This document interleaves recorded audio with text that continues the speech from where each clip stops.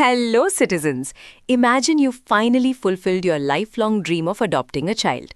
You excitedly apply for maternity leave at your job to bond with your new baby, but your HR rejects it flat out. Why? Because your adopted baby is 4 months old. Wait, 4 months? That's still a tiny baby. Exactly. But under the old Indian labor laws, if the adopted child was over 3 months old, you got zero maternity leave. Until the Supreme Court just stepped in and tore that arbitrary rule to shreds. Okay, that rule sounds insanely cruel. Who actually fought this? A working mother named Hamsa Nandini Nanduri. She challenged Section 60, subsection 4 of the Code on Social Security 2020. So this code actually penalized you for adopting an older child? That makes no sense. Yes, exactly. It capped 12 weeks of adoption leave strictly to infants under 3 months.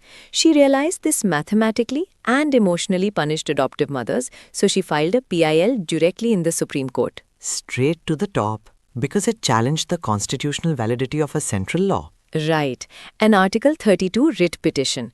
And let me tell you, the arguments in that courtroom were absolutely explosive. Let's get into it. How on earth does the government defend a rule like that? The respondent argued that older kids don't need intensive physical care like newborn feeding or sleep regulation.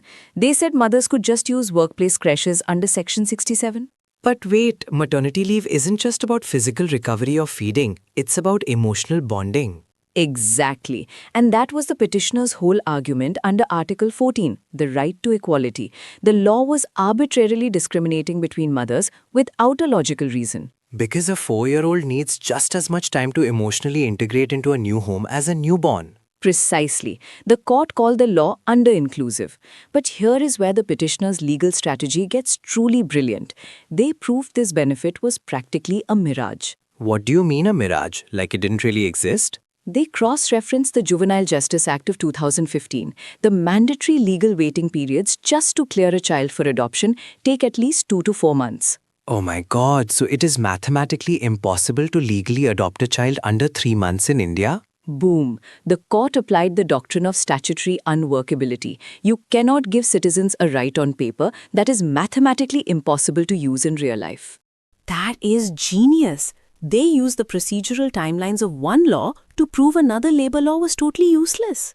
And then the court took it a step further by expanding Article 21, the right to life and liberty. They declared that reproductive autonomy fully includes non-biological family building. So they're saying that how you choose to build your family is a fundamental constitutional right? Exactly. And the judgment has this beautiful defining line. Motherhood is not merely a biological function. It takes shape in the heart. Wow, that completely redefines what it means to be a mother in the eyes of the law. It really does.